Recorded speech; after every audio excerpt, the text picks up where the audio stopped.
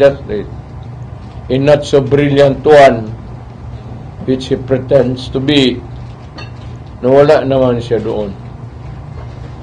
And I assure you that if it was a gentleman's agreement, it would always have been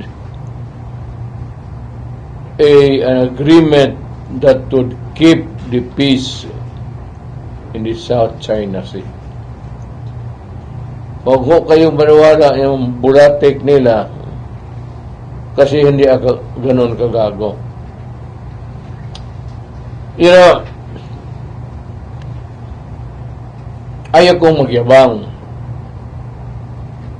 Kaya bakit ako tumagal sa AB, sa Lyceum, is because after my political science course, I took up, and Lyceum could show the records. Marami akong kinuha about foreign affairs and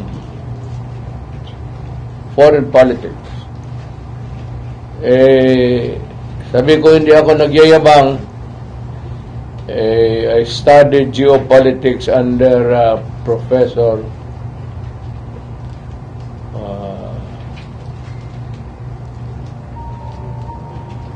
Obiana. I think he's still connected or retired from the Foreign Affairs Department.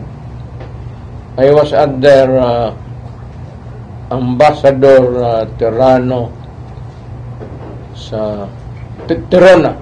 I'm sure Ambassador Rosalinda Terona sa geopolitics ko, pati sa many subjects about foreign policy, foreign affairs. I had my diplomatic practice and procedure doon sa kay David Lapos, and political thought I was under Jose Maria Sison. Yun o nagturo sa amin. Ewan ko kung mas may bright pa doon. Kaya sinasabi ko, it would be good and it would be healthy for Carpio to just shut up and not muddled up the things of which I was not there. Hindi ko naman siya kinukondemn. Pero sa amin yan, tinatawag, in our parlance, pakatorpe naman itong putang ina. I will be expanding more the day after because I just received the old documents of Malacanang about foreign policy noon sa panahon ko. I just got it tonight. I want to review it and the different agreements that were entered into by myself and the Defense Department, sila Lorenzana. Lorenzana played a crucial role, a role that was something that was, well, sinasabi ko sa kanya, you handle this, especially matters that will govern the movements of the gray ships. Wala pa namang gray ships dyan sa, you know, yun ang binabantayan namin noon, the entry of the gray ships. Pero walang nangyari. There was never a time that we sent the gray ships in China and China sent there. Ano yung gray ship? When we talk about gray ships, we are talking about warships. Ang nangyari dito sa China all along was a coastal guard, coastal patrol. So,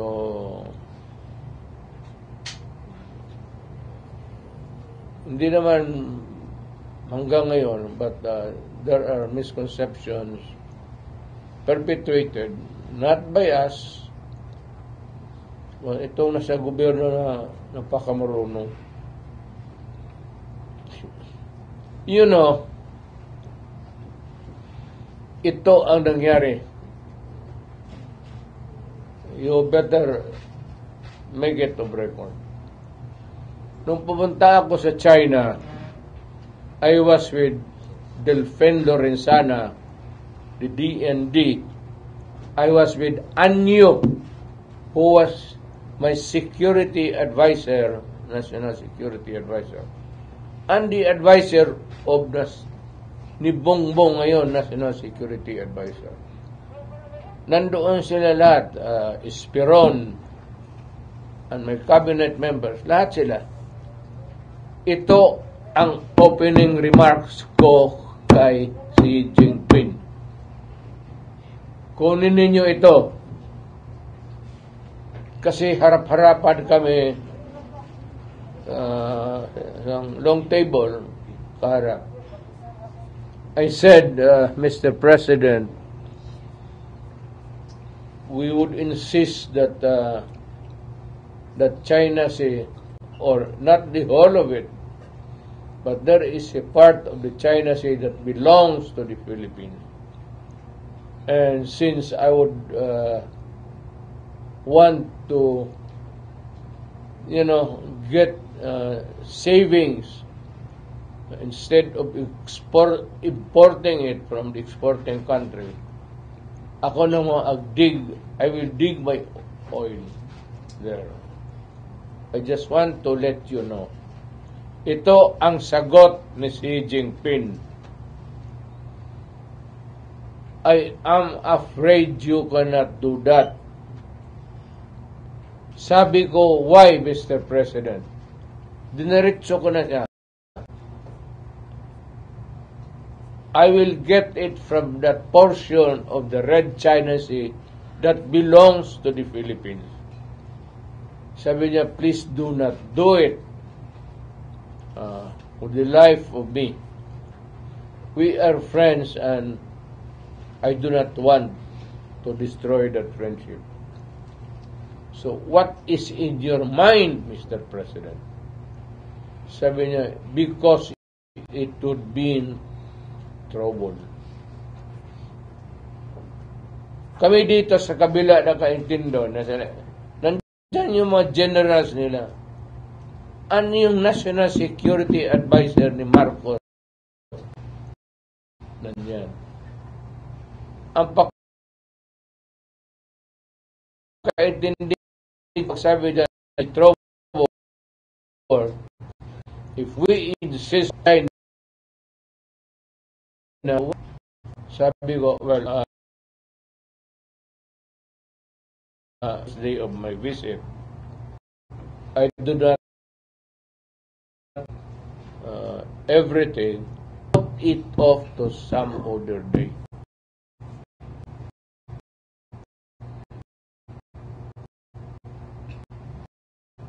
Yun ang you put it to some other day. Whether the Philippines getting into our claimed territories to extract, nagkalma kasi alam ko na hindi talaga kaya ng Pilipinas kung magkagera. Now, at present, in the past or in the future,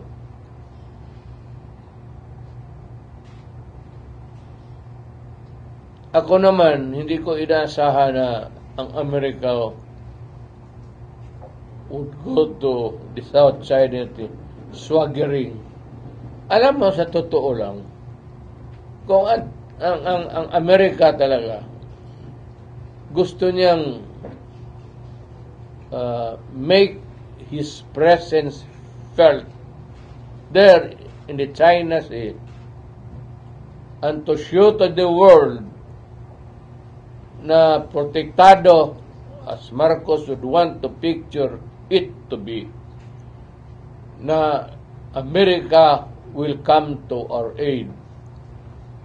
Why do it during a war? Anak ka na po. Pumunta na sila doon to avoid the war. And if America goes into trouble with China, that is their own shit. Kasi sila kasi yung magka-rebel dyan. Bakit hintayin pa ng Amerika? Why would Bongbong Marcos would now go to America to continue the talks? Na ganun pa man, what has agreed upon years ago remains until today. And the popular notion is that if we go to war with China, America would hurry up, go there, and defend that. So sabihin ko sa Amerika, if you are interested really in defending the Philippines, putang ina, bakit ka pa maghintayin magkaroon ng gera?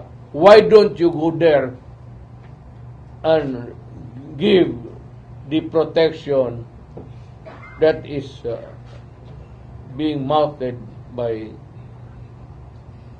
Bakit hintayin pa nila magkaroon ng patayan? Di iparking na niya yung 7th fleet niya doon. The 7th fleet is in the Far East. It's a big one. It's a task force. Ilagay niya yung doon ng mga destroyer niya doon sa... wala eh. Tapos, alam mo, there is a very dangerous trend. And anybody of you can notice. Bongbong America has been there for about, babalik-balik siya sa Amerika. Ang Amerikano naman, binibigyan siya ng moral booster. Sige, lumaban ka. Wala kang wag-wag.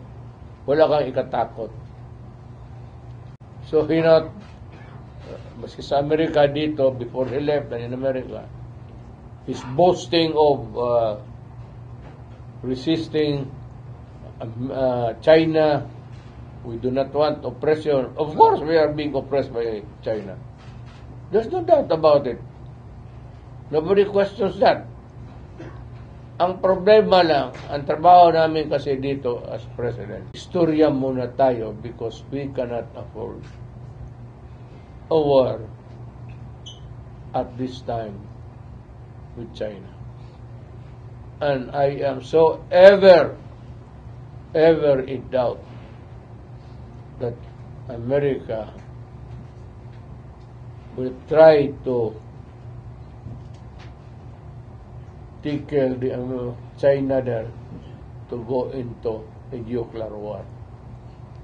Because a nuclear war means the end of the world.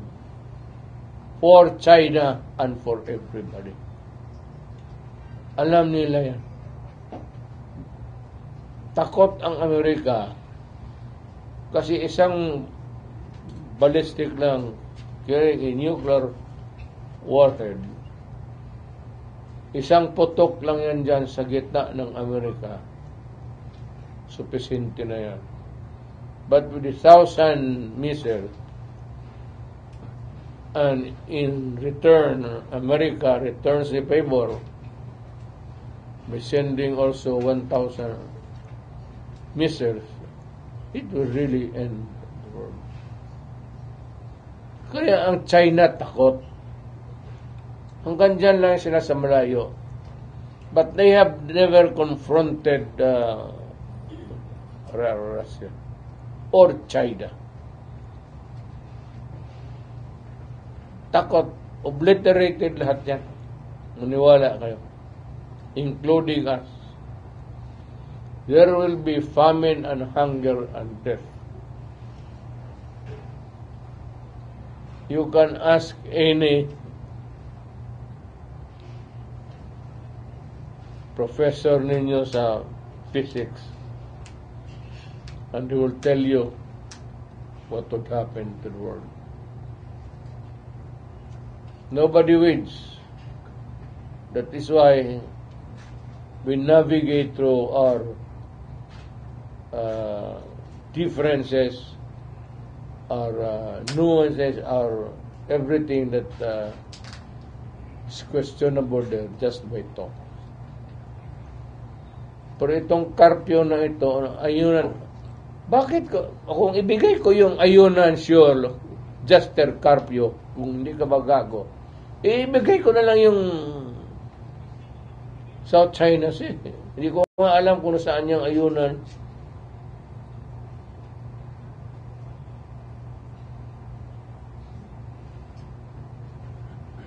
At ito, Justice Carpio, sabihin ko sa iyo, if China would decide to erect a naval base there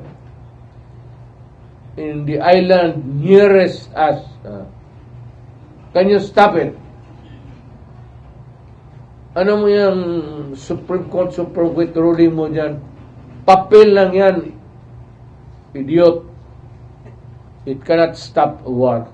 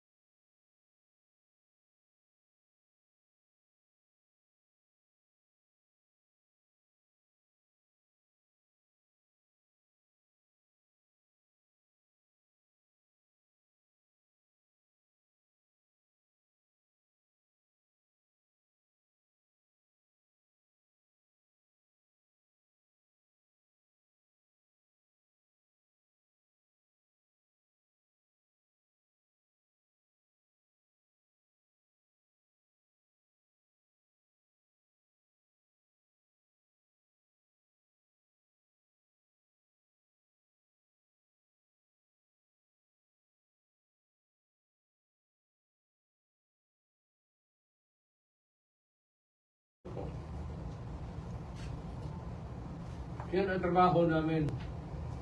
Problema sa iyo, Justice Carpio, hindi ka naging presidente. Akala mo, itong problema ng Pilipinas nasa chessboard kung marunong ka maglaro. It's easy for you to say, oh, ganun dapat ginawa. Eh, okay talaga, utang ina mo, hindi ka naging presidente.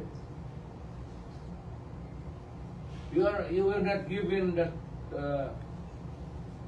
sacred duty to protect the 120 million plus Filipinos. Ang iyong papel lang dyan at salita at maraming ambog.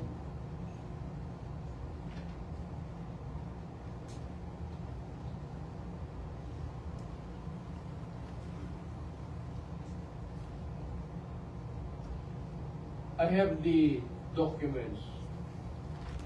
Hinahanap ko yung meron bang mga agreements na I will study it tonight, and after the rally, we can probably have a more expanded agreement signed along the way.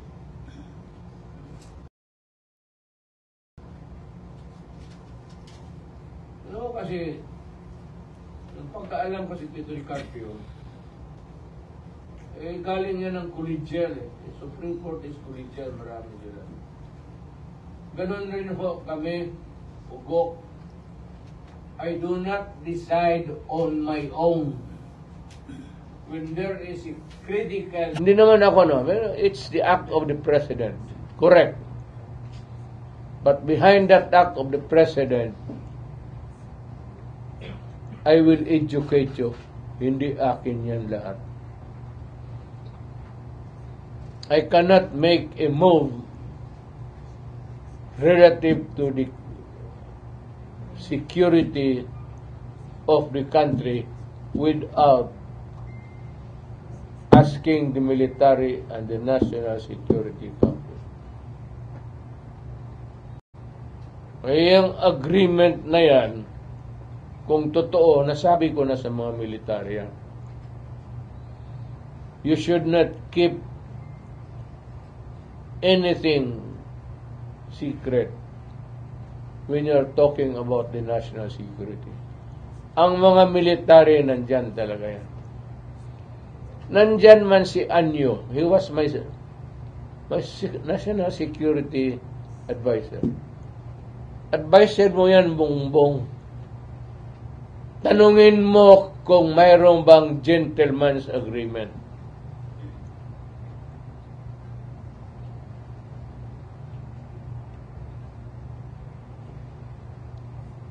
Aywan ko, ayaw kong mag-insulto. Inumpisahan mo eh. O, tinawagan mo sana ako, di hindi ka makatanggap nito. Ikaw putang ina ka, hindi ka nakatapos hanggang second year college ka lang. Dumaan ako sa lahat ng taga Foreign Affairs, Undersecretary Ingles, si Ambassador Terona, Obiana, si David Rapos, then si Maria Sison. Doon ako medyo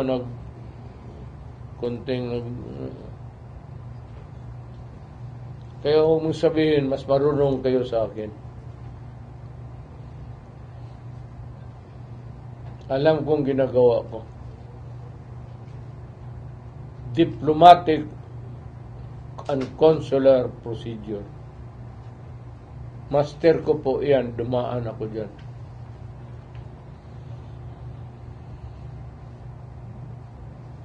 Any question? Okay, questions. Edith? Okay. Dermelina Laporte from Inquirer. Mayor, I just want to know, sa inyong recollection po, was there a written agreement and was it binding? If you are looking into the documents, that means that there was a written agreement. Ayunin? Yes, sir. And also, sir, maraming agreement, Iha.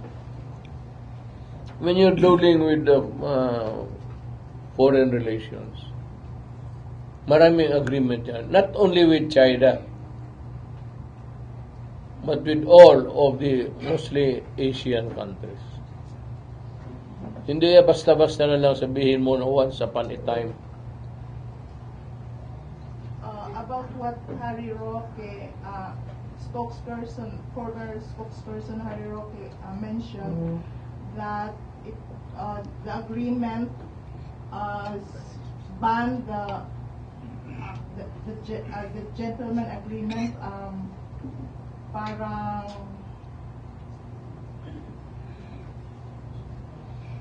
Yeah, what he mentioned was, Hirap ka. yeah, walang pwedeng construction materials that can be brought to the BRP Sierra Madre and only food and water. Yun daw ang content ng agreement. As is where is nga. Yeah, so, You cannot bring in materials to repair and improve. okay. So, Wala yan. So, totoo, Mayor, Totoo yan. na mayroong agreement. No agreement. As is where is. So, bawal ang construction materials. Well, ganun. As is where is nga. Kasi kung Sierra Madre pa lang, if allowed, batagal na repair yan, nakauwi na yan dito. And is it binding sa present administration? Well, if it's brave enough, kaya gusto ko sabi ko, nandyan mo kaya yung Amerika, why don't the Philippine Navy get itong panghila at repair it? Or, wag na yan. Nandiyan pa kaya ang Amerika, occupy the islands and drive the Chinese away. Mayor, in the context of Secretary of State, it was given the as is where is. So the ship there will be allowed to rot in time because no repair is allowed, and which the President, which Marcos says, that is very alarming because if you cannot repair it, if it will rot there, it will be destroyed, then we have nothing there. Kaya ito sabi ko kay Marcos, stop complaining and expounding on it. Do it and repair. Yan ang sasabi ko sa kanila.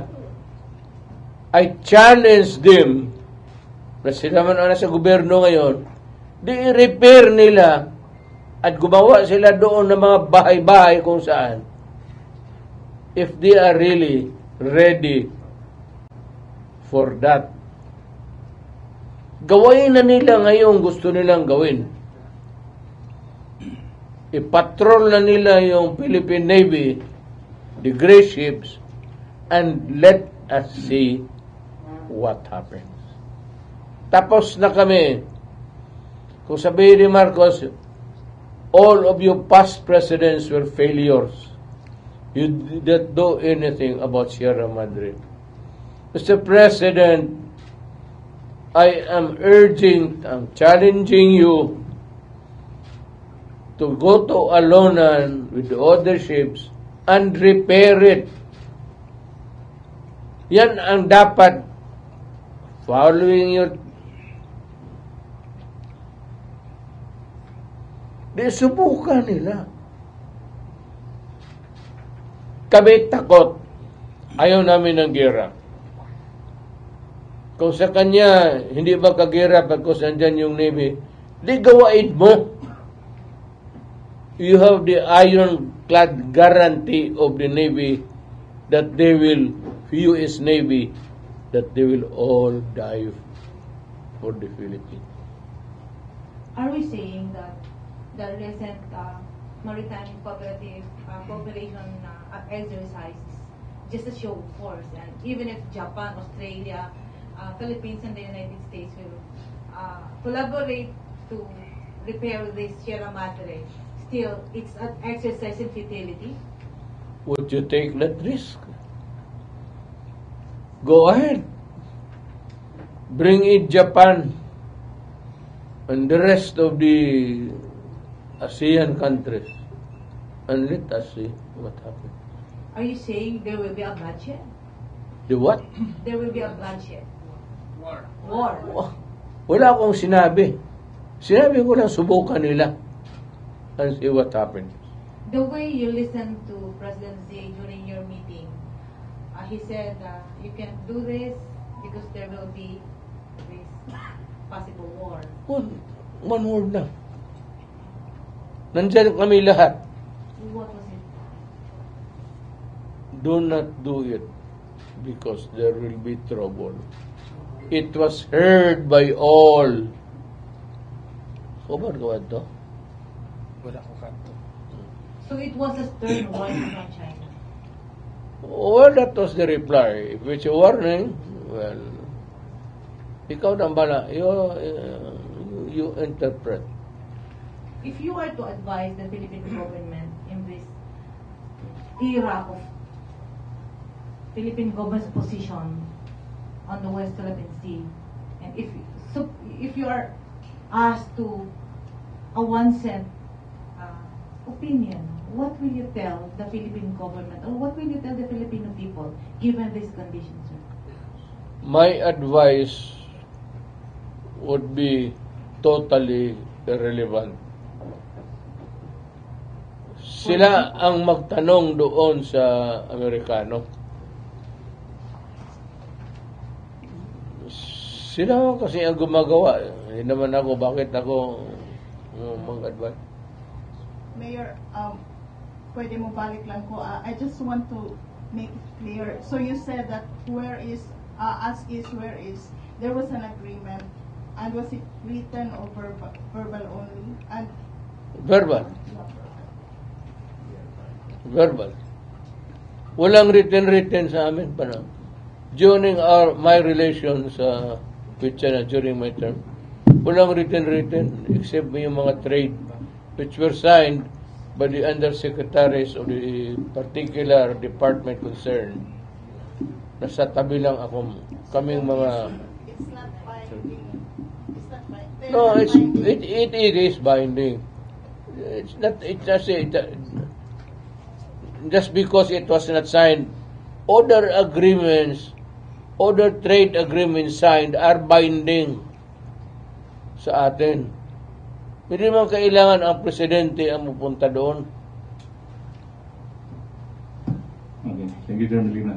Sir, You cannot put to task the president to sign all agreements with all other countries because that would take. Kaya may dala kang mga diplomatic trade undersecretary, trade secretary. Okay.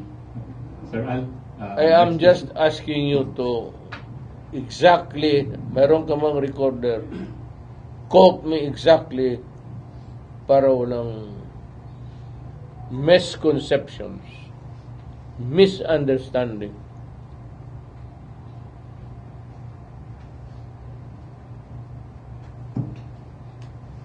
Thank you, Mayor. Okay, may gabi Mayor, Ginobio sa Sodagulan. Gihimo ng issue ni Bongbong Marcos just because of Harry Roque. Ipalayo mo yung mukha nga mo kasi maliit ang kwarto. Gihimo ng issue ni PBBM ang statement ni Harry Roque, and then yung advisor, Attorney Salvador Panilo, sinabi niya, tinawagan ko ang facility na kausap kami, walang gentleman agreement. Bakit sinabi ni Harry Roque na mayroong gentleman agreement at yan ang ginagawang issue ni PBBM, Mayor? Ano mo, si Harry Roque wala pa doon. Harry Roque joined my administration almost halfway na. Ang si Panelo ang nandoon. Wala si Harry Roque. He was not there because he was not part of the government delegation. So, wala ho akong maisagot dyan about Harry Roque. Ask him again.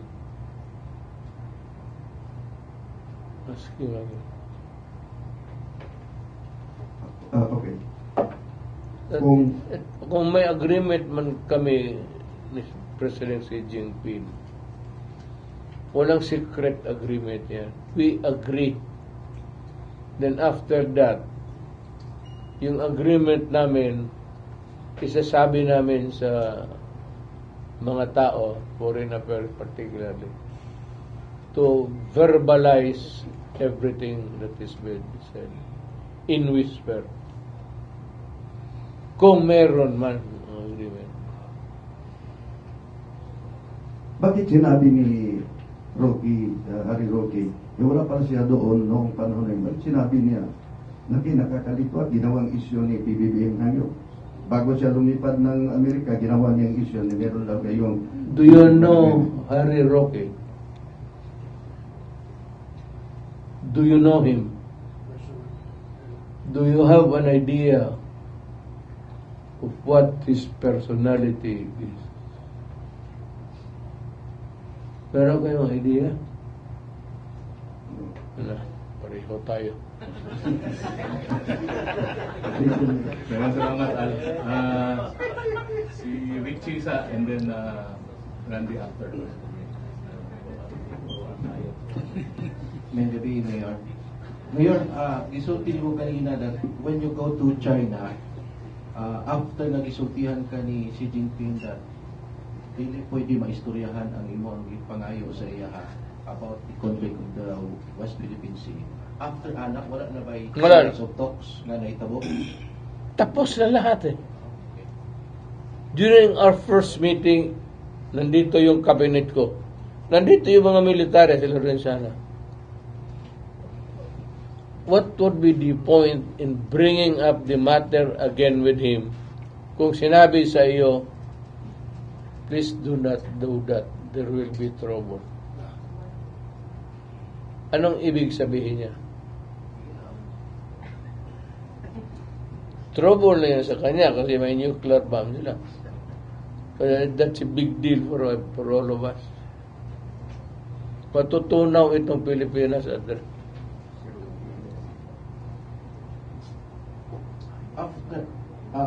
Before you get out from the office, Mayor, wala na ba any attempts to buhion na siya na iskutanan? Kanang after atong China, and then for how many years na naka sa pwesto bago ka muhawa, wala na ba attempt na buhion to siya na istorya? well, the day I went out of Malacanang, totally cut off na ako sa governmental functions. Nobody would believe me. Magsalot lang niyang pulis, pati military, pagka may posisyon ka. Pag wala ka na sa posisyon, sabihin ng military, pag sabihin mo na, sabihin ko,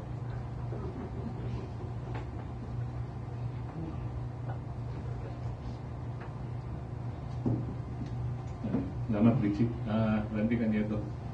Mayor, my concern is for the 120 million Filipinos na 21 million Filipinos na sinasabi mo baka mag-vanish tayo, mapulpos tayo. And thinking na ikaw, kilala namin, parang walang kinatatakutan. Now, being afraid for the sake of the Filipino, and hindi mo na pinatulan yung sinabi ni Xi Jinping, there will be trouble. It seems like you're sending that message right now to PBBM na ito yung sinabi ni Xi Jinping, there will be trouble. What if our present president will not listen to this at makumbinsi siya ng Amerika na kasi nandun siya ngayon, paano pagbalik niya, sinabi niya, makikipaggera tayo. What can we do? good. Let him try it. Magtago ka na.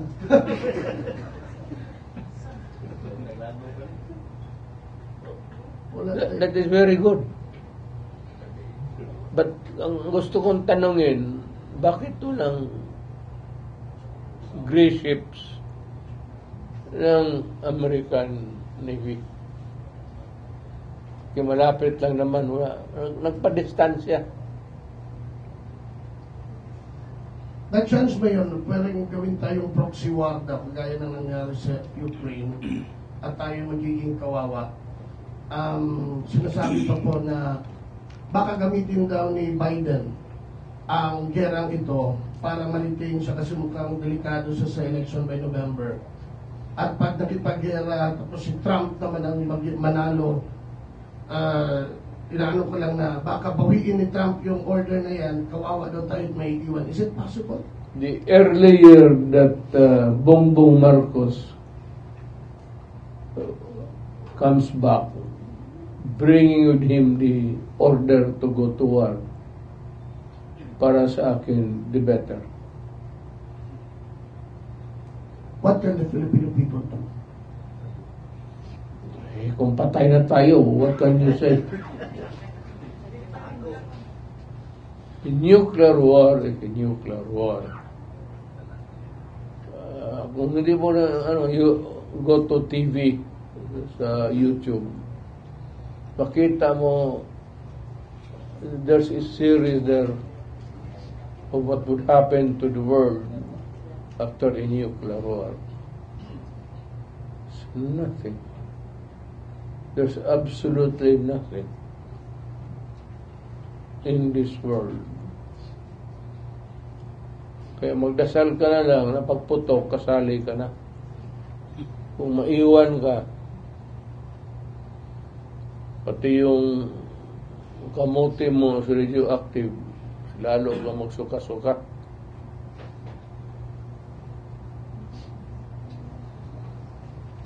Now, I'm saying that the best thing is just really remain neutral. Sabihin mo sa China, Adre, wala man akong away sa iyo. Huwag mo lang akong galawin. Itong Amerika, well, if you want trouble there to find a proxy, meron naman. Japan, you can use China, South China, South Korea, and many others. Huwag tayo. Wala tayong ibubuga. Navy natin, ipagyabang natin. Pwede. We can.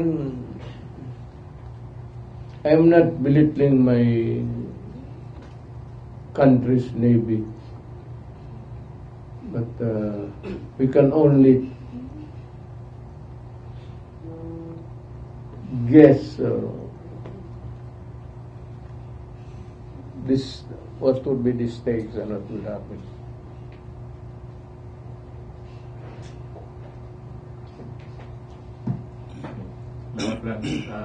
Ruth, then Alan after. Mayor, I Lahat kayo may tanong. Hindi ako nagbibiro. Hindi ako nagpapatawa. Wala pa akong kasing kain eh. Kain na kayo? Sus, maayaw pa mo.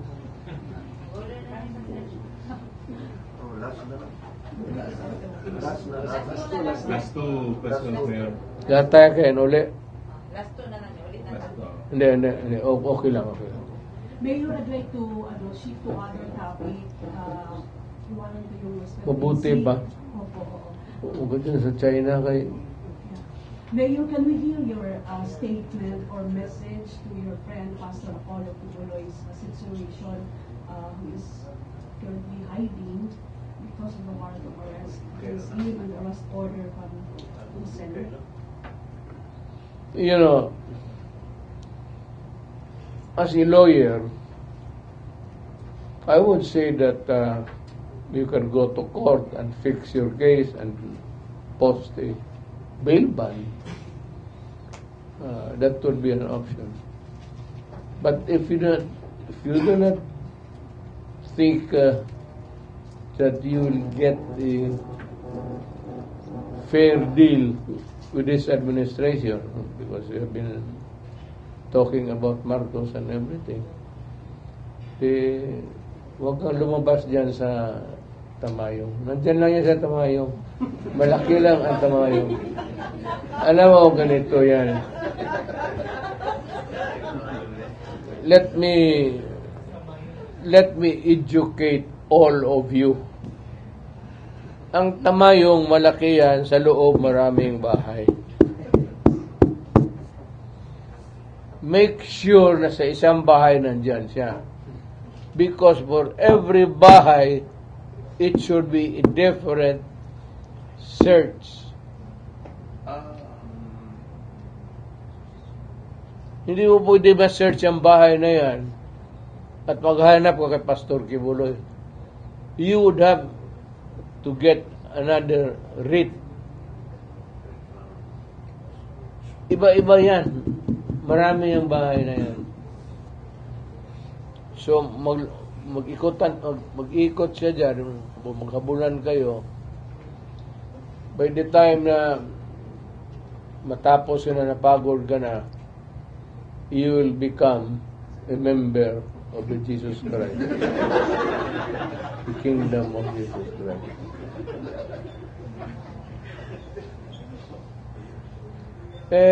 Alam mo, ang buhay ng tao, tayo naman simple lang eh. Katoliko, trabaho tayo, prayer, that someday, pag namatay tayo, maawaan Diyos, punta tayo ng langit. Di ba? O gusto ninyo sa impyerno? Impyerno ang gusto ninyo? Bahala kayo. Ngayon, kahanap ninyo, hindi ninyo mahanap. It's ewan ko, tamayong malapit dyan sa malaki ang tamayong. Malaki. Follow-up, Mayor, may mga speculation kasi that someone is nasa aking bahay ko. studying, Look, kain mo ako magkatapos, mag-uwi ako. Sama tayo doon sa bahay ko. And if you can find Kibuloy there, I'm raising the ante. Ano ba magkano bibili ng 100? I'll make it 200,000. Or 300. Or even 500. Ibuhos ko na lang yung pera ko para maligaya kayo kung makita niyo siguro sa bahay ko.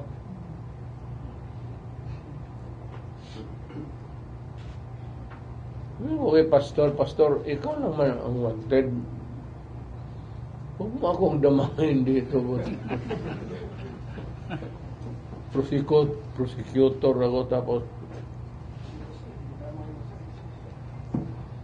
you were designated mayor as administrator of Pastor Kibuloy's properties. Is this true? Nalipat ko na sa lahat ko. Sa pangalan mo gusto ka? Ano? Saan mo gusto yung parte dyan na ano? Bigyan kita. So, totoo yun, Mayor? Administrator, in the sense that when he is not around, ngayon, probably in hiding. So, somebody has to see the management of the kingdom, to preserve the kingdom,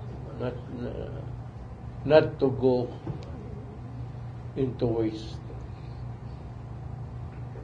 Sayang, nandyan na yan. Kingdom of God yan. Bakit mo yan? Clarification na Mayor, the properties and the church also? May as a matter of fact, may tulugan ako dyan sa kingdom. Sa likod ng parang kapilya nila. May kwarto ako doon. Gusto kang pumunta doon ngayon. Kasama lang kailangan ko. Babae. Thank you, Ruth. Alan, nakaipautala pa? Okay. Loob lang sa giwan ni Ma'am Ruth. But, Mayor, are you also convinced na possible itong sinasabi ni Pastor na may extraordinary rendition na mangyari kapag kasi magpagita? Well, hindi ko masyado pinag-aralan yan kasi American law yan. But it is possible may rendition. Pero tingin ko, we will post a ban At talagang kung available, kung hindi available, remains fugitive. Pero pag available, tapos he gets his liberty. I don't think that there will be at sabi ko naman sa kanya, huwag ka maniwala niyang rendition ng Amerika. At kung meron lang, tawagan mo ako. So you'll advise him to come to the open? Again? You advise him to surrender, if that is so. You would advise him to surrender if that is so, na wala rin hindi siya nangyayari. Wala ako kasi pastor naman, edukado na tao. Alam naman niya na ano. Hindi kami nag-istorya ng buhay niya. About arrest and everything. Kung anong gusto niya sa buhay niya, di okay lang. Ngayon, tanongin ninyo ako, saan si pastor?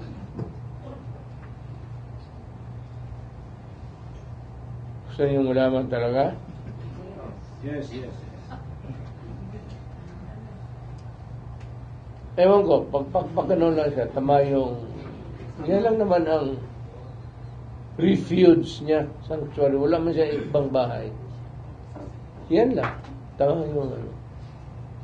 Wala akong nalaman na he is comfortable in his tamayong sanctuary or itong kingdom compound niya dyan sa airport banda. Frankly, yan talaga ang nalangan ko. Na kung nakapunta na siya ng Manila o saan na lugar, wala akong alam kung may mga bahay siya doon. And I must profess my ignorance. Is it possible that you will also be assassinated? Ano ba? Assassinated because extraordinary rendition. He said that it's possible that he will be either be abducted or assassinated. Do you think that it's possible? Maybe because he's hiding. That if that is his belief. But why would the U.S. want to kill him? I don't know. Thank you, Jermelina. Last two questions na Mayor from Sheila Lisondra of the XRP and then Maya Cadillo. When was the last time you talked with the pastor? Again? When was the last time you talked with pastor? Kanina. Is it possible po na sa inyo siya mag-surrender? Hindi ko siya tatanggapin. Hindi ako ang authority. Hindi na ako dadala ng warrant. Mag-ask ng help po siya sa inyo po? We had dinner downtown kanina. Hindi naman kilala isa sa mga restaurants. Thank you, Sheila. At saka walang pakialam yung mga waiter, basta magbayad ka lang. Maya Cadillo, Mayor. May gabi, Mayor. Mayor, this is regarding sa holding ng hakbang ng Maiso sa Tagum on April 14. Parang isang time din na may order na for 60-day preventive suspension si against Governor Akuyago. Yan ang magandang tanong. What is your take on this? It's not Maiso. It has nothing to do with politics. What is very unbelievable to me,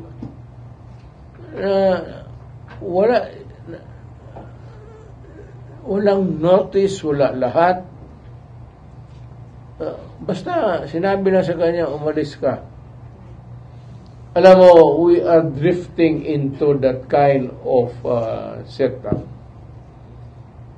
which I think, to me, is very important for the President to realize it. Mr. President,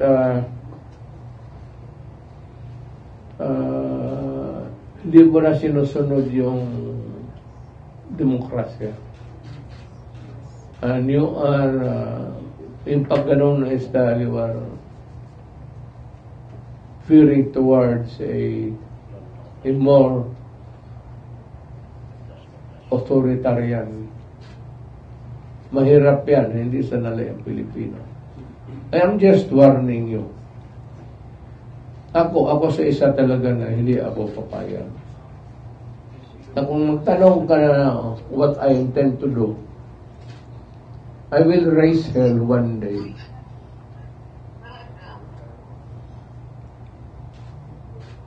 And I would ask the military and the police to join me. Not to force you out of the office. We'll just air our sentiment for you not to forget that the Philippines is a democratic state. Itong nangyari kay Governor, basta na lang pinaalam sa kanya na umalis ka,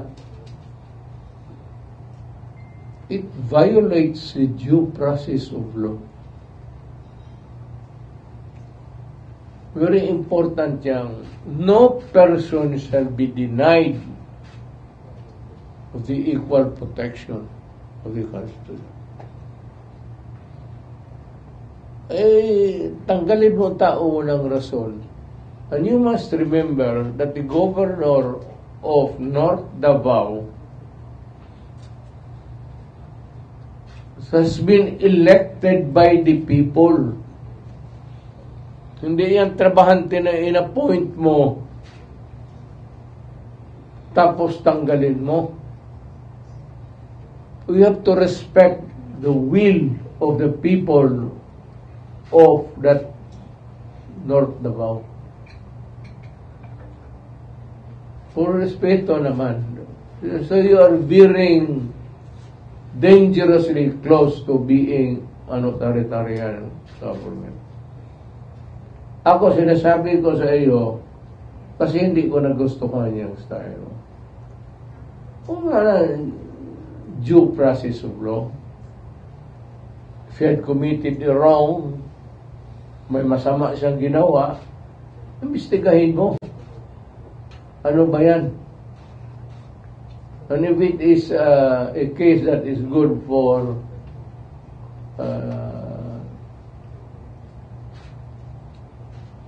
a case under the revised penal code or any other special law, sabihin mo sa kanya the right to know and the right to address something. Kung wala siyang ma-explain sa mga tao bakit niya inabandono ang mga tao, siya naman ang hinalal na governor, then there is something seriously wrong sa pamamalakad na ito.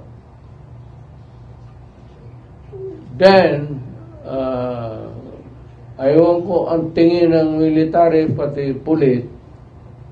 I am asking you guys to look at it closely. Be neutral. You were not organized and funded by the Republic of the Philippines with the money of Marcos. You are there operating and paid by the taxpayer, the Republic of the Philippines.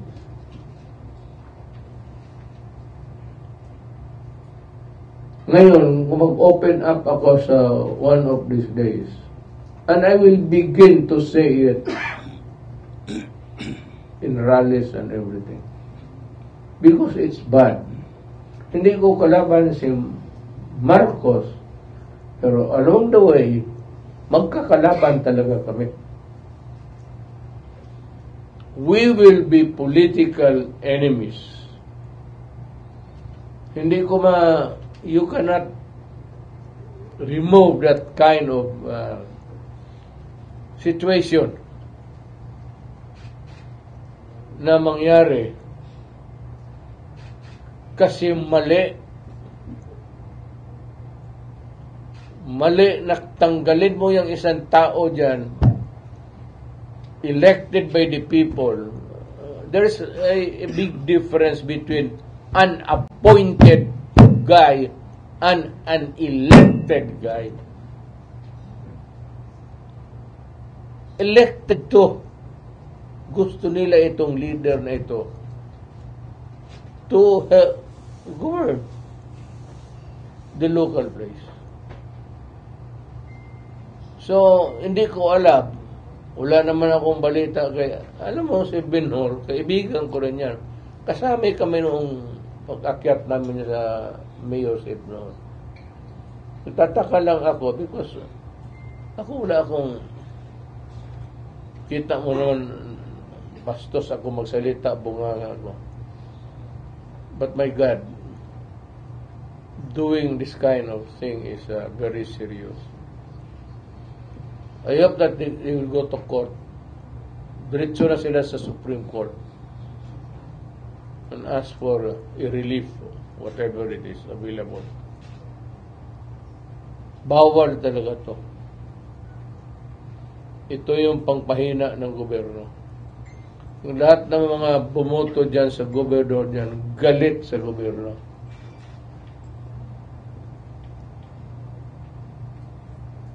Yung galit na yan, bantayan ninyo yan kasi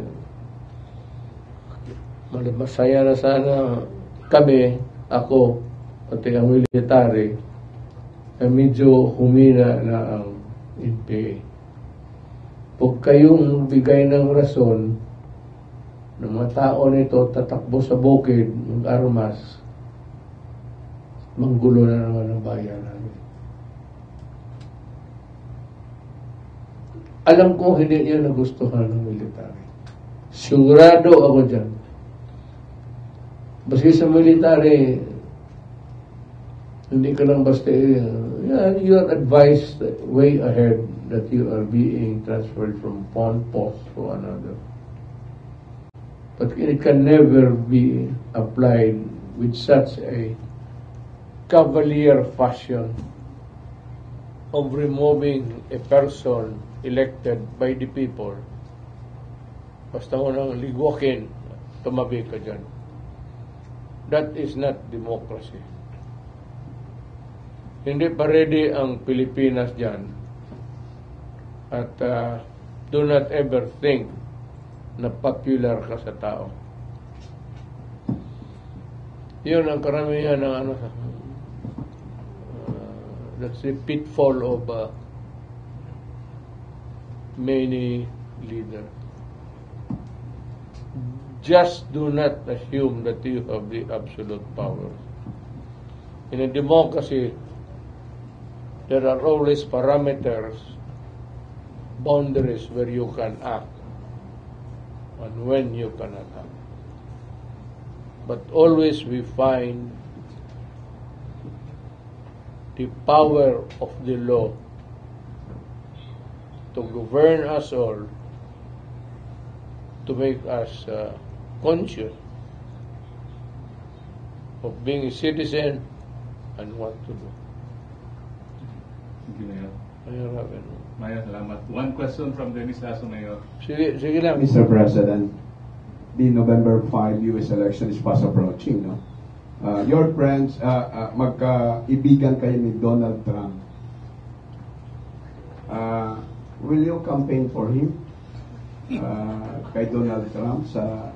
Wala akong pamasahe pupunta doon. Pwede magpatawag ka sa press con na yun. Hindi ba tayo makaboto? Pero I am for Trump. There is no available leader in that place called USA na pwedeng with all the ang gulo kasi yung USA na yan. And you need a leader like Trump na isang salita para mag-behave lahat. Kay Biden, walang maniwala dyan. So you're calling now the Filipino-American citizen to... I'm calling all Filipinos who are now Americans and who have the voting right to elect the President of the United States. I'm calling you to vote for Trump. Akin yan. Kung ayaw ninyo, doon kayo kay Biden. Kasi si Biden pareho ko. Dito ako magdakad ako. Pero itong akin, it's more of the after effects of my years of motoring sa Simpra. It has taken its toll dito sa katawan ko, sa spinal pati. Salamat sa... Pero hindi pa ako matanda. Kaya lang na hindi na ako pag matanda ka na, babalikan ka talaga. Basta Trump tayo. Salamat. Trump tayo. Salamat, Dennis. Ngayon ay pahabol si Yusek Lorraine Badoy. Yes, ma'am. Mayor, in my job, marami ako nakakausap na marami silang gustong iparating sa'yo. Ordinary Filipinos, yung mahihirap. And so, magsisegue lang ako doon sa sinabi ni Ma'am about Governor Hubahib. Now, having been on the receiving end of this government's heavy-handedness, tsaka yung parang wala ng batas sa Pilipinas, parang sila na yung may-ari sa Pilipinas. Yan yung nararamdaman ng ordinary Filipino. Kahit ako, nung kami we were illegally and arbitrarily detained by the Martin Romualdez-led Congress, and even the way they run the PCSO, it's just so shameless, so brazen, yung corruption. It's obscene. Yes, it's obscene, and yet it's so shameless. And they keep doing it the way that they've done it with SMNI, not the way they have silenced the press. And we feel it, Mayor. It's so, ang sakit-sakit masyado na, Mayor. And basically, what I want to ask you, Mayor, is ano ba yung, maybe you can educate us, ano ba yung recourse namin dito? Kasi this president, no, is he's ignoring the clamor of the people. For instance, of a drug test, when the documents, there are proofs of that, and there's that outcry, no, and then he's hurtling us towards the precipice of war. Nasa tamang pag-iisip pa ba itong taong ito? Alam mo, ma'am, ako una yung nagsabi na drug addict siya. Hindi naman ako nag-iimbento ng istorya. Pero yung mga PDEA reports nila ngayon na sinasabi na totoo, na hindi totoo, natural yan, ma'am, kasi panahon ni Marcos. Ano agency in government can go head to head with the president sa bagay na yan? So, sinusuppress yan.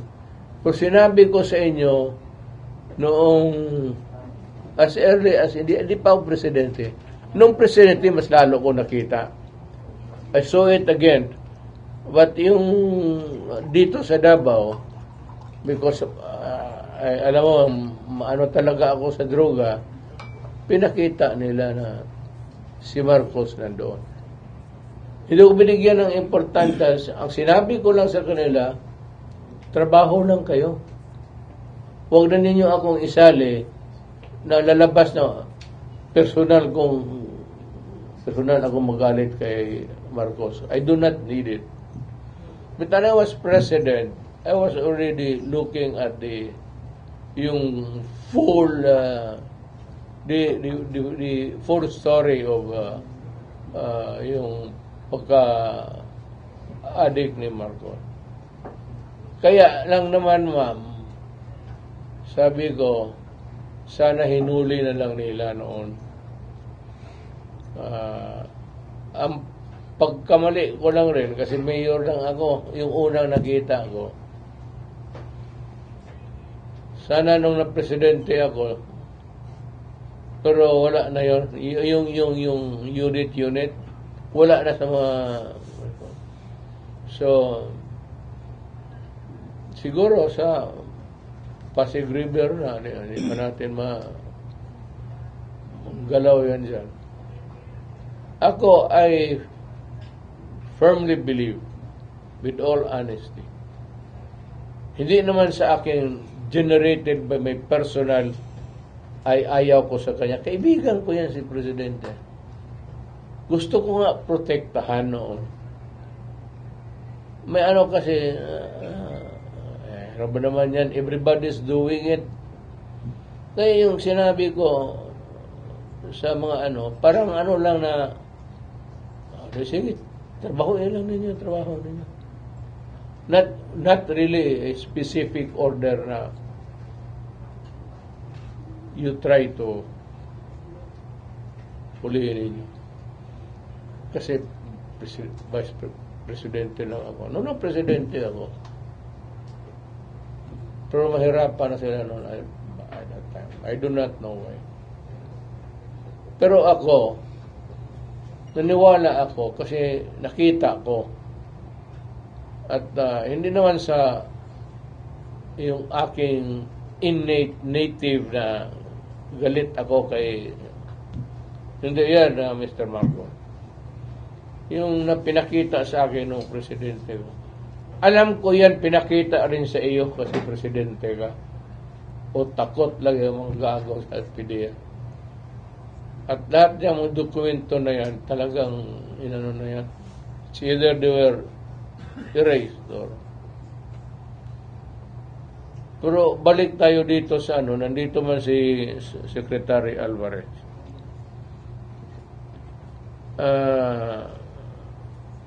We are friends. Hindi naman kami nag-away. Contrary to popular notion, hindi kami nag-away. Kaibigan ko siya nung congressman. Magkatabi kami. Wala, mabuting tao naman si Pebono. Yung kami, sabi niya, wala man tayong problema. Of course, he said something about my daughter, but politika eh. So, at saka, alam mo nun ang ginawa na, he has to face the consequences also of being criticized. Ganun yan. Siya yung gumalaw,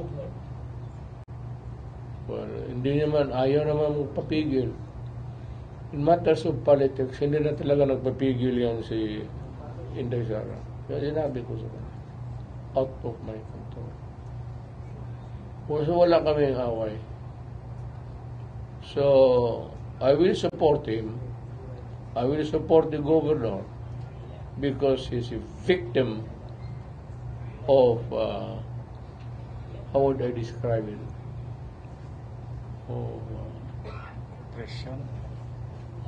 Oppression and itong forcity on the part of government, whatever it is. Bakit hindi nila ipalabas? At walang kaya dapat mag-akyat na siya sa Supreme Court. And I will support him all the way. As a matter of fact, kung takbo sila lahat, I will be there to campaign for them. Hindi maganda na ganun ang nangyari. So, hindi naman ako, yung oppressor talaga is, hindi maganda. Hindi maganda. Thank you, Mayor. Basta wala akong away kay Marcos.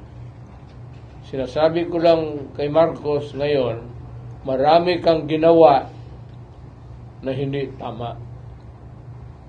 Kaya nagrereklamo ako kasi alam ko at do not continue committing so many mistakes because one day puputok yan. Maniwala ko sa akin. Military is not yours. Walang loyalty lang military. Yung mga generals na malapit lang sa iyo pero by and large, ang military nakatutok lang yan sa tao. including the police. Tandaan ninyo yan. Hindi yan mga, kung sabihin nyo, mahirap lang na madala ninyo sa, hindi yan. Kamali ka, Mr. Marco. Kamali ka talaga. The soldiers, yung pinaka nandoon sa Pakibato, yung 3 months na doon sa Paksol. Ano yung mga sundalo? Kaya magbaba yan dito, ini-entertain ko, pinapakain ko, alam mo, sa Paksol yan. Halos 1 buwan. Hindi lumalabas yan doon sa Paksol. Pag mag-ulan,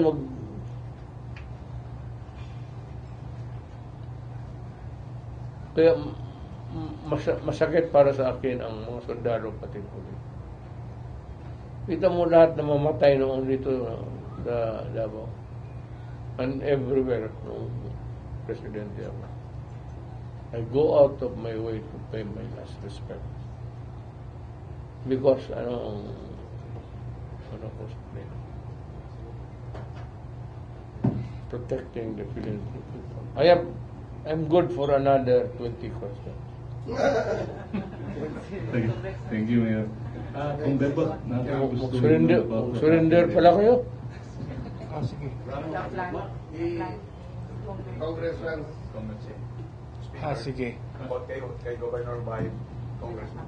Okay, gusto lang na ako ipahiparo sa inyo ha. Before the incident, no, kaganina,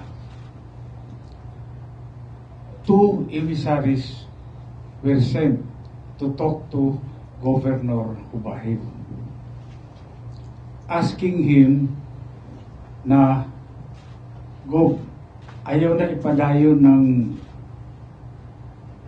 rally sa April 14 diha sa Davao del Norte Sports Complex. Ang nagpadala sa emissaries kini si Anton Lagdamio.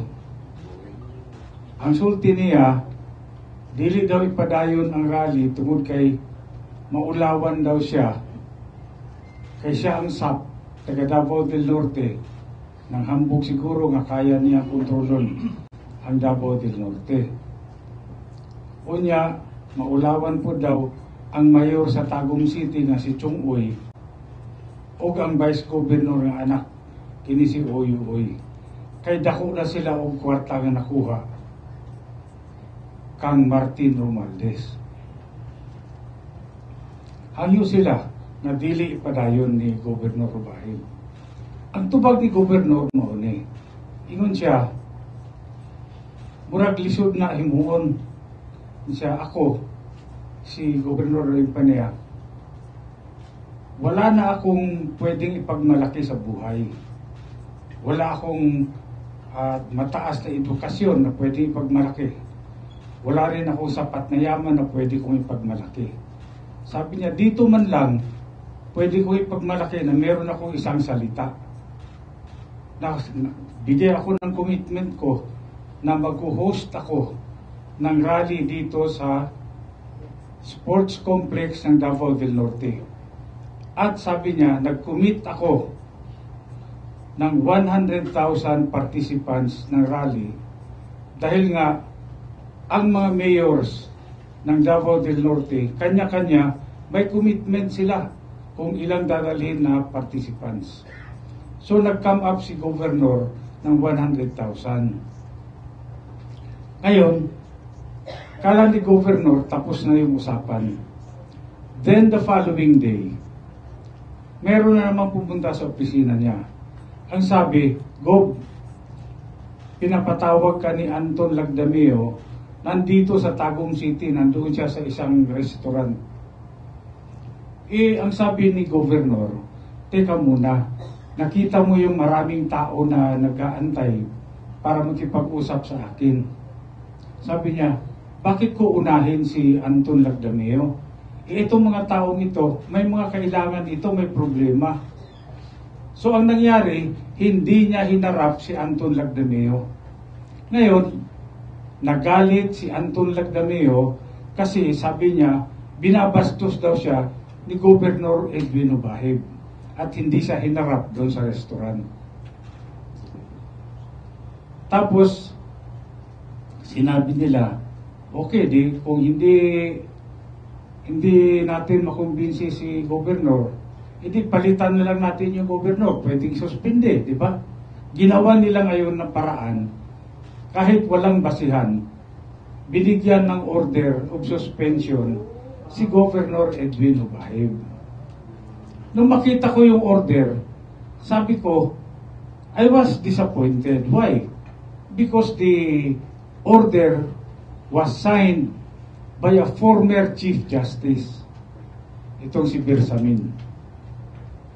Sabi ko, former Chief Justice ito, dapat he should be the one to respect yung due process and equal protection of the law.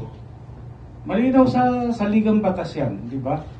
No person shall be deprived of life, liberty, or property without due process of law, nor shall any person be denied equal protection of the law.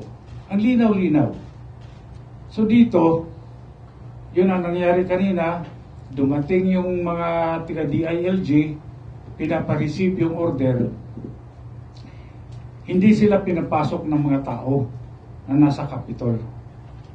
Ang ginawa nila, pinost nila yung order doon sa labas, sa gate. At pagkatapos, siguro in 30 minutes, na umalis sila sa Kapitolyo, pinasumpa nila kaagad yung Vice Governor as acting Governor. Ngayon, pagkatapos silang pasumpain, ang sabi ko kay Governor Obahib, huwag kang umalis dyan sa opisina mo. Because you are the duly elected governor. Pinili ka ng taong tiga Davao del Norte. Sabi ko, illegal yung order na inisyo ni Bersamin. Unang-una, si Bersamin, appointed nga lang yan eh. Hindi nga elected official yan. Tapos tatanggalin niya yung tao, yung governor na inilagay ng mga tao ng Davao del Norte dyan sa Capitol. Anong karapatan niya para gawin yun? Para sa akin, sabi ko, yung order na yan, illegal yan. Kasi it violated the very principles of the Constitution, yung Bill of Rights. Illegal yan. At saka yung assumption of office as acting governor ni Oy, illegal din yan. Kasi andyan yung governor, buhay yan, sitting governor. Paano mo sasabihin na legal yung pag-appoint mo ng acting governor? Ang acting governor, pagka walang governor, nandyan yung governor. Kaya nga sabi ko rin sa mga empleyado, kasi pagkakaroon ng iskandalo ito, dahil ang mangyayari dyan, sabihin nila, 2 gobernador sa Davao del Norte. Merong totoong gobernador at merong fake na gobernador. Ngayon, sino susundin ng mga tao? Siyempre, yung mga empleyado malilito. Pero ang sabi ko sa mga empleyado kanina, sabi ko isipin nyo na yung gobernador na inilagay ng DILG, hindi yan totoong gobernador. Vice governor lang yan. Inilek yan ng taong bayan bilang vice governor, hindi gobernador. Ngayon, kayo ang naglagay ng acting governor, yung DILG. So sabi ko, bakit susundin yan? Hindi nyo dapat sundin yan.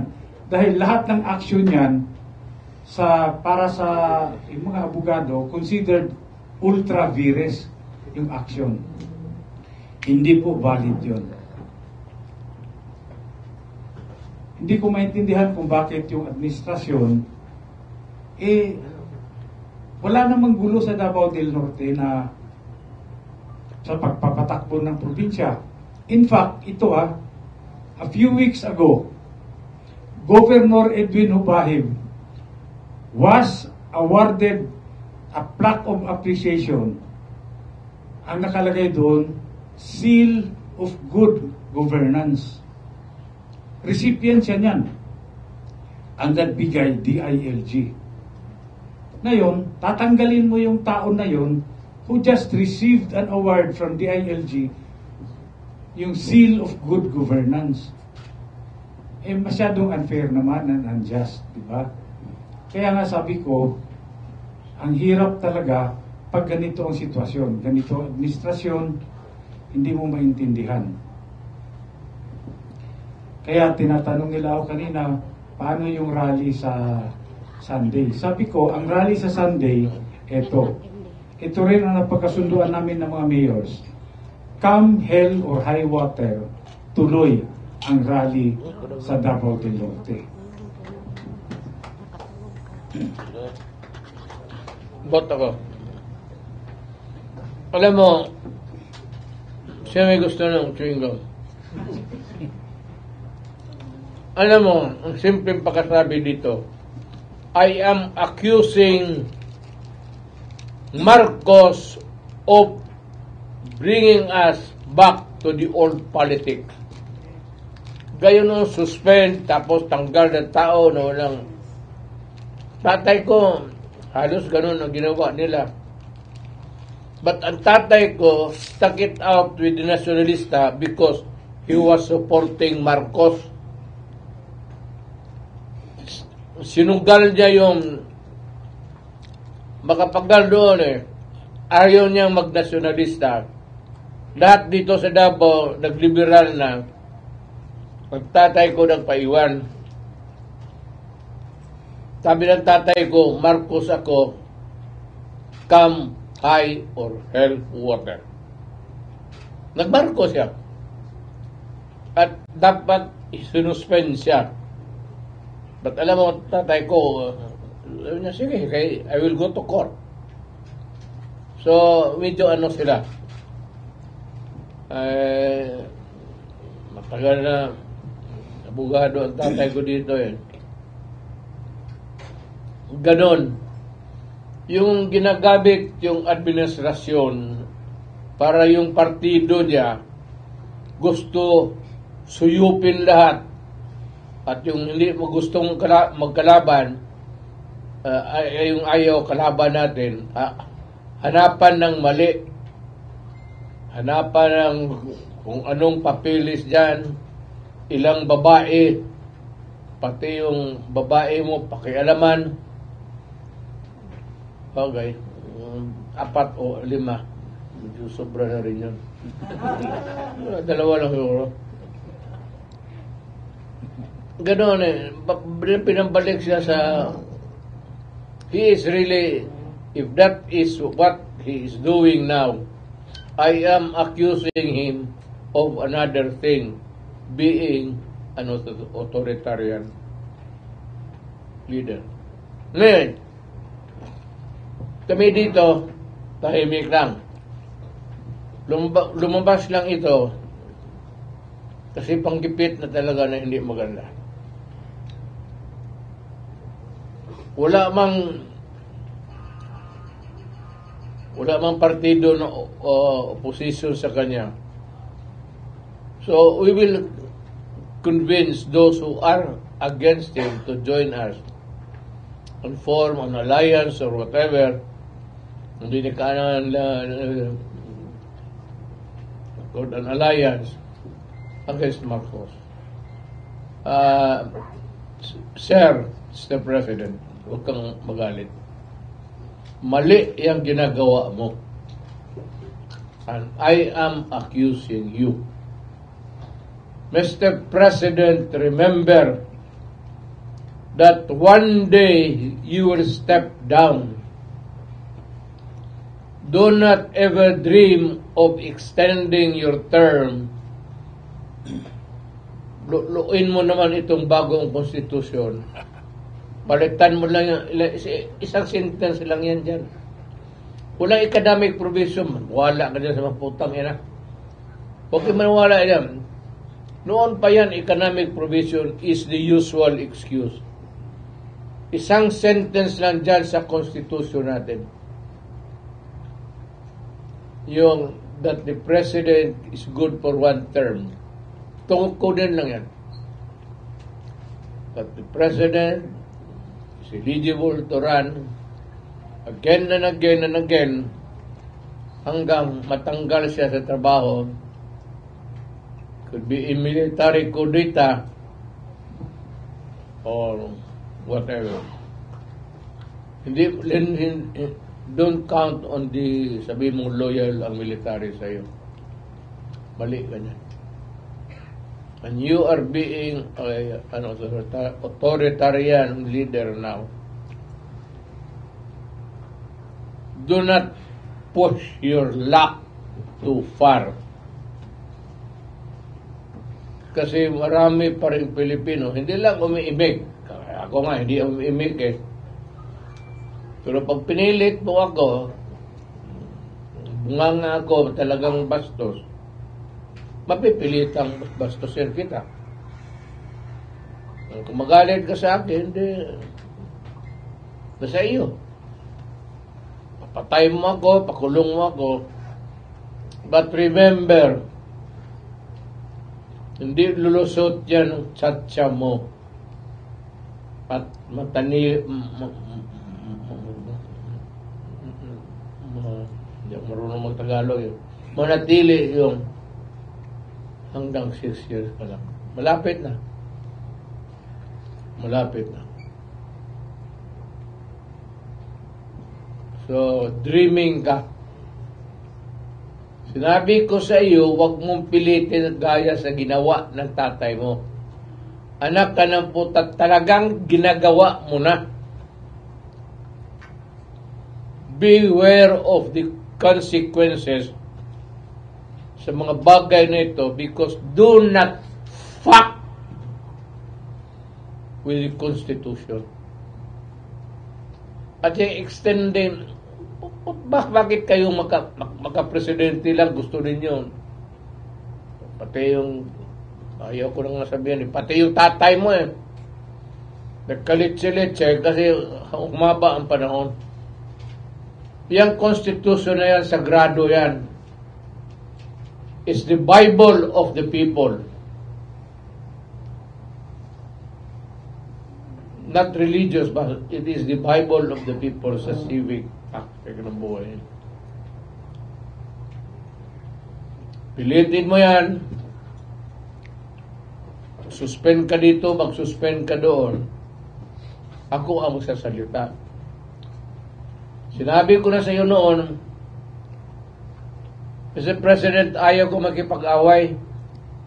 Naging presidente ako I have the resources lahat.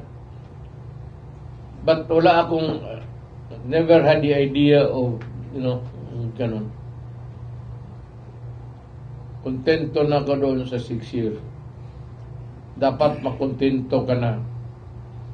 And you try to redeem the name of Marcos. Do not destroy it for the second time. Kasi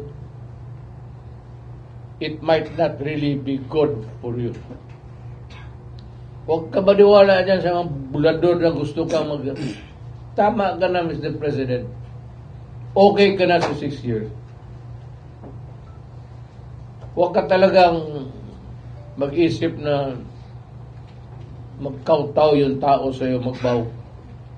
Kung tama ka, I will defend you to death. Sigurado yan, tawagin mo lang ako. Piginapi-api ka, may gusto ka, somebody would want to harm you. Call me and I will die for my president.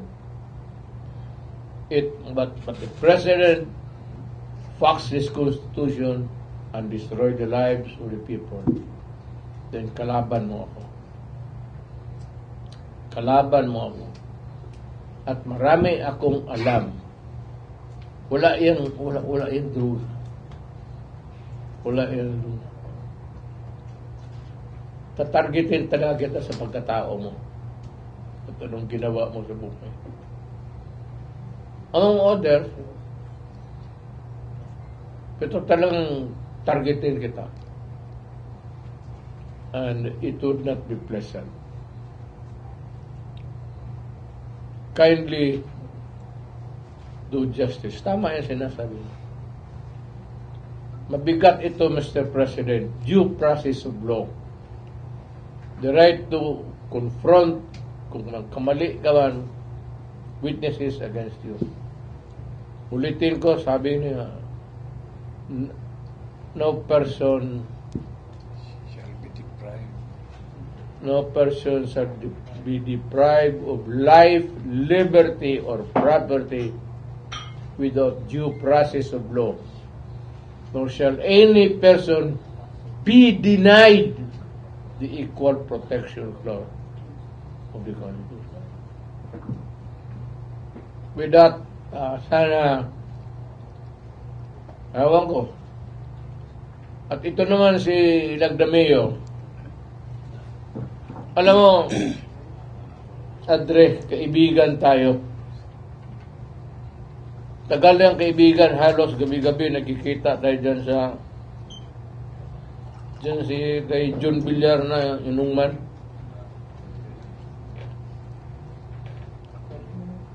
Do not try to be, yung DILG should be the one to resolve, to investigate, or to look into a matter concerning local government. Ikaw dito na sa Secretary of Justice ka. Do not demean yourself. Sinasabi ko sa iyo, nililecturean kita, kasi alam ko, isa ka rin. Alam ko, wala kang alam. Umakyat kayo dyan sa Malacanang. Putang ina, wala kayong alam lahat. Puro bangag.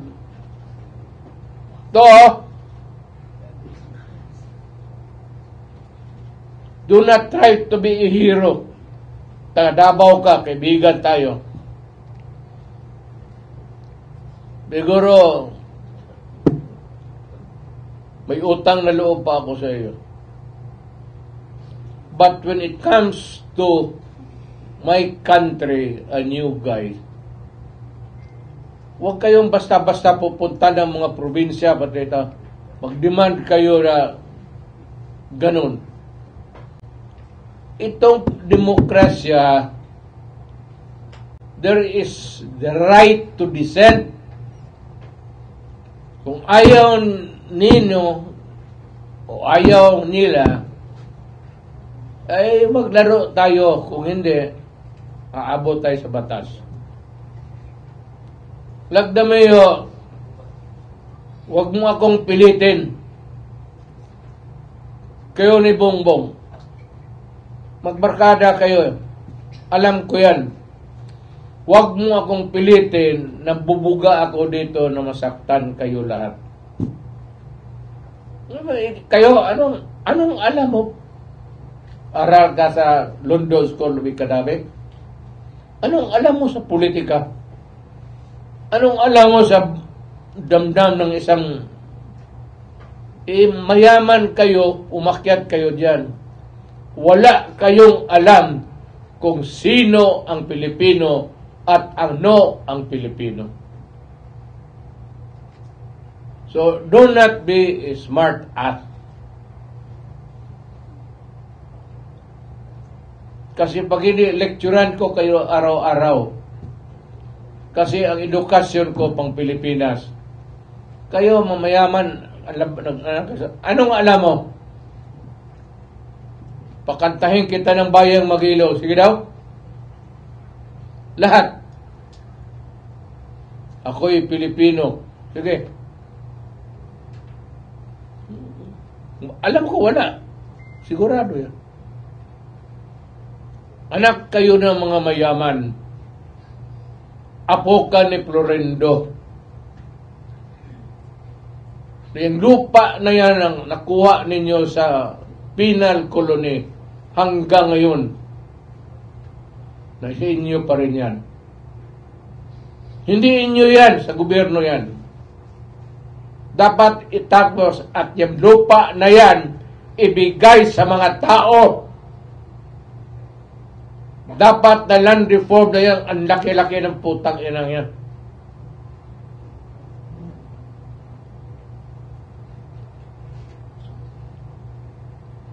Don't you realize na yumaman kayo, gumamit kayo ng lupa ng gobyerno, putang ina ang rental doon. Ayun, putang 500. Gamitin nyo ang politita. Bakit? May pera kayo eh.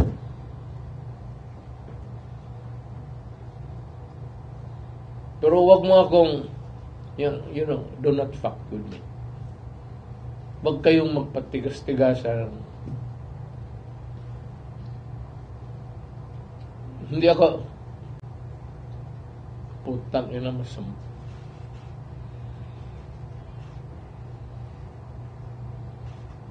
Ako isang mahirap lang.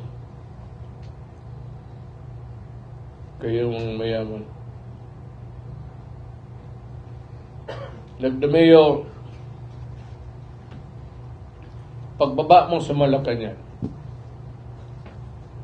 one day it will end.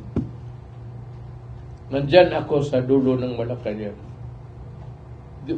I would choose yung saan lumuhod yung nanay ni Rizal, begging for the life of Rizal sa Espanyol. Doon kita hintayin. I'll make it symbolic for everybody. May isa pa akong siklet.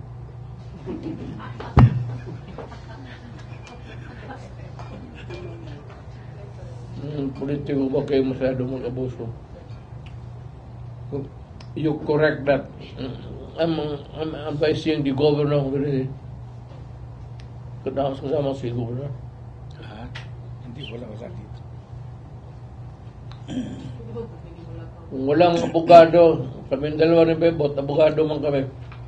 Pwede. Go to the Supreme Court. Papel lang naman yan. Certiorari.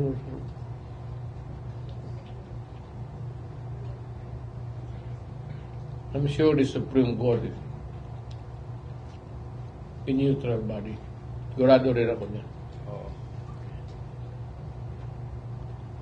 Ako nang warning lang dito sa baba. Itong kayo mga piyon, Marcos, baba kayo, Nagtumayo.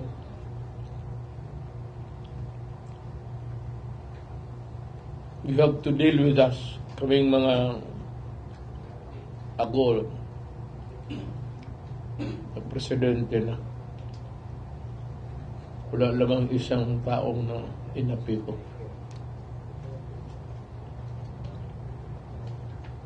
Kaya yung hindi ko ginawa, huwag din yung gawin.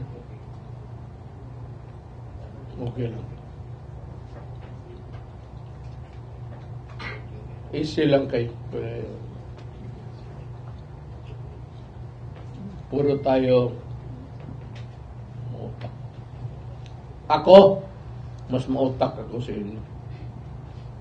Kayo nakausap ko. Each one of you, Presidente, lahat na kayo. Tingin ko sa inyo, kulang kayo dito.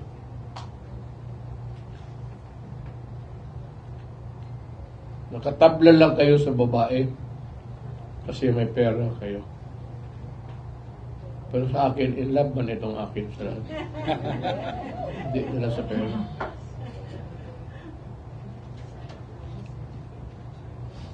Ngayon ko sa'yo,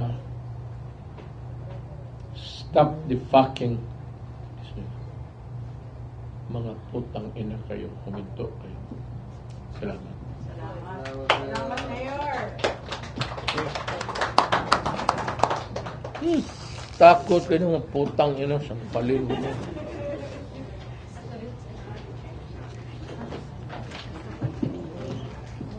Hindi na makain ako. Punta ko lang sa pagdala. Sino pang required? Sabay kayo Ikaw namin? naman ka mo ni Kibuloy, dungan ba rin kagkaon? Want to ask po sana one question. What's your take regarding on that? Since may nagtanong about US election, itatanong ko na lang din po, what's your take on the upcoming and first parliamentary election ng BARM po, which will be next year? Any expectation na rin po? Sa BARM po. Sa barn. BARM po, sa Bangsamoro po. Wala akong... Kulang ang wherewithals ko, ma'am. Yes po. Sa... Takal ko na sila hindi nakausap. Mayor din, 14? I would not want to venture on something we say. Sa 14 Mayor na i-plebiscite, 63 ka barangays sa North Cotabato, ipa-join sa BARM. 63. Oh, 63 ka. Election next year, di ba? Ang kalong 14 ang plebiscite. Well, if it's allowed by law, if it's legal, wala man tayo ano. Ay magpa-sign og book. Na ay magpa-sign og book sa imo. Bukbukin mo siya. Itong book, salamat PRRD na book. Magpa-sign daw siya karon. Sige. Nalikita na lang ako, Mayor Bessie, basta i-appeal na sa ICC kay pagtawag daw niya o ka ng drug war lately, naday namatay nga daghan dayon kabuok within few days. Mo to gi-appeal na si Basti karon sa investigasyon. Lahat na kami. So, look, ICC. You cannot acquire over my person or over the person of my daughter and son. You cannot acquire it not in a million years. Puro papel lang kayo panisalita. Thank you po.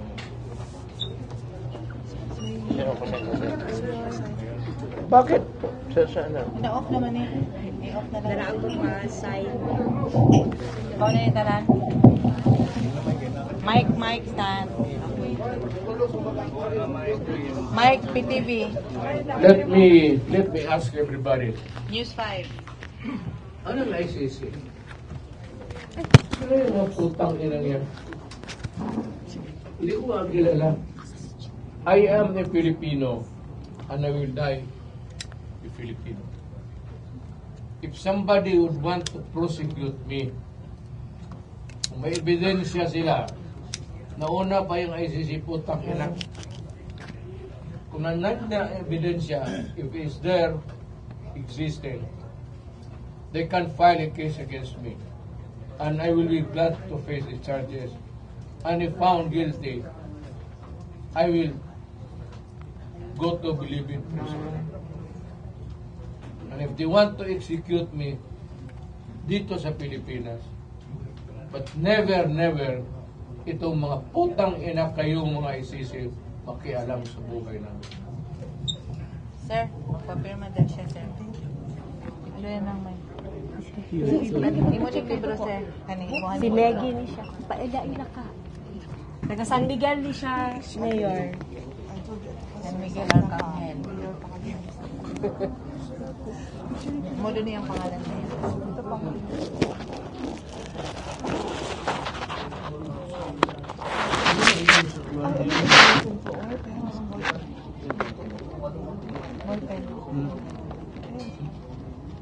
Wala, di na naman.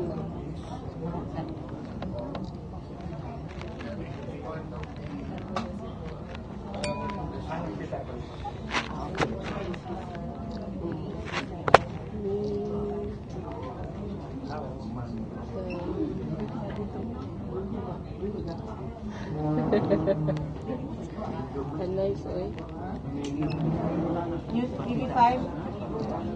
News 5. Dex DC. Gmail Argent.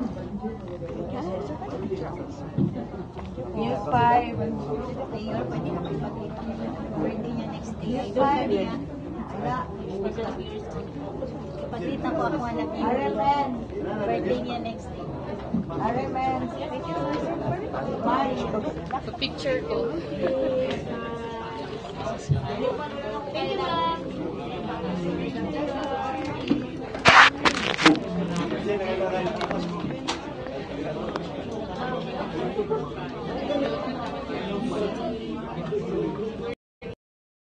Hi.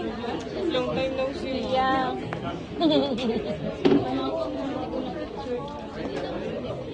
So house. Okay na siya. Hello, Yuri. Saka na kayo pinakita. That's inuman natin. Pero, birthday mo. Happy birthday.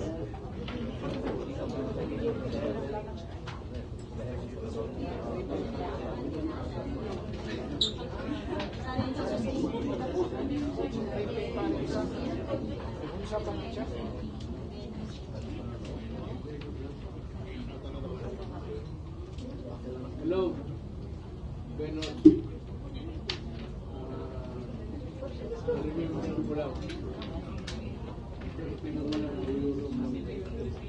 Happy birthday.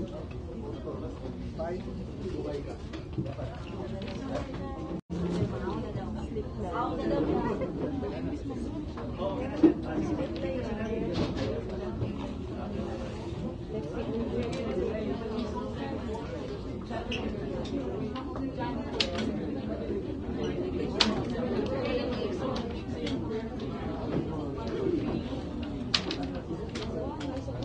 Hello, Jen.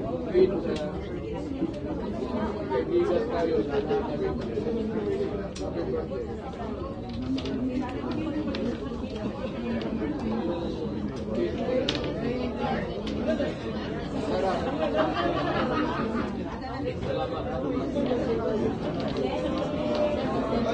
Salamat ha. Salamat kayo. Sunod ako.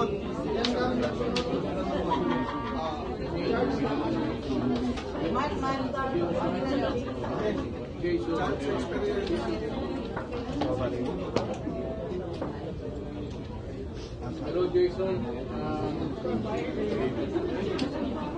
Yung bang kakrap ko, marunong ka. Happy birthday.